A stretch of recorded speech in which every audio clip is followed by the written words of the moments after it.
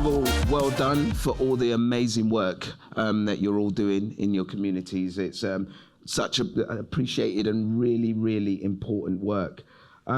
Let's start with you, Olusoji, first. Thank you. So you hail from my country of birth, Nigeria. No, so tell us about some of the stuff you're doing, because I understand you're fighting every day to combat the rampant corruption at seaports in Nigeria. So first of all, what are a couple of your high priorities of focus for the Convention on Business of Integrity this year?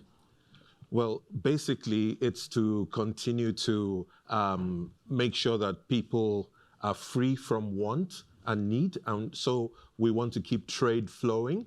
And we've made some changes that we want the government to consolidate this year. And we want to take some of the successes in Nigeria and replicate them throughout West Africa. Those are the priorities for this year.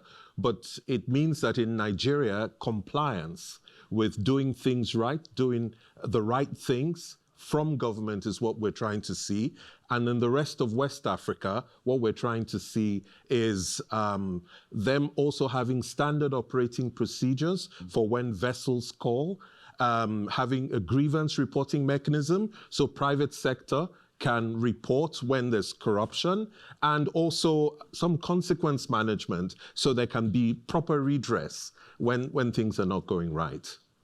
Thank you, Olusoji. Let me turn now to Hasina.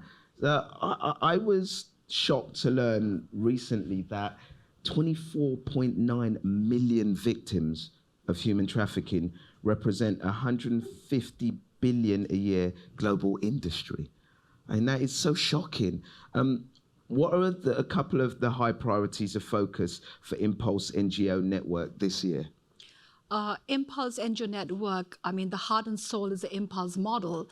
And the priority for us is to look at unsafe migration, which has been one of the biggest challenge that leads to human trafficking, and focusing more on the issue of climate change, disaster management, where we get people who are displaced from Myanmar to participate as climate change makers, rather than just be refugees in a country where the vulnerability is increasing. So food security, food plantation has been the major focus so that they would live a life of dignity. And the support as climate ambassadors will come from people who are migrating unsafely.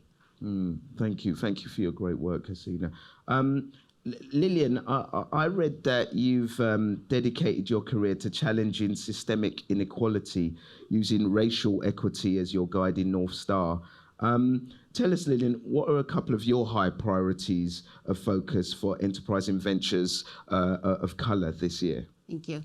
I'll start with just saying that my life is a testament of public-private partnerships working at its best. I grew up in South Central Los Angeles, and because of the public-private sector, I'm working to really create on-ramps. I am now effectively engaged in this inclusive economy.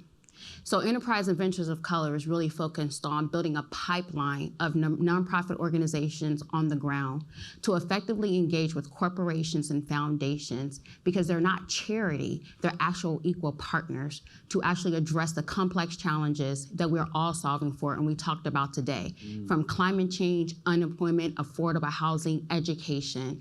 So the work that I do on the ground is centering nonprofit leaders who are proximal, because they live in those communities, to address the solutions that we all want to see happen. Incredible. All of you are doing such a vast, wide range of work.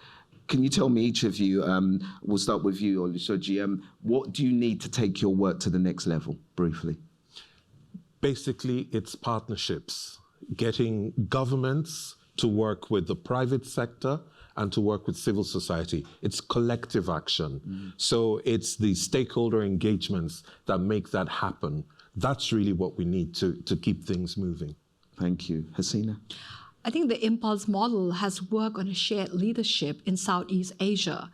The global partnership that I would seek would be that we would need more private sectors and businesses to come in and have collaboration to see that their participation on climate change that actually is supporting people who are migrating and distressed, and look at their economic upliftment so that people who are in a situation that are vulnerable to human trafficking can be supported through economic livelihood opportunities, which is also going to be people who are going to protect the entire environment in the Southeast Asia belt where I'm working. It makes so much sense, you know, when you say it like that. But thank you, Hasina. And Lillian, to take it to the next level. We heard it today from Mayor Ruffin.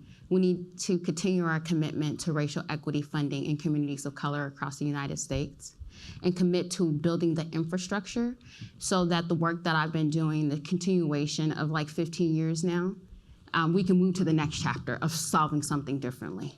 Thank you, thank you. Ladies and gentlemen, I hope you'll agree that these are fantastic people doing incredible work. So could you give them once more a massive round of applause? Thank you. Thank you for all your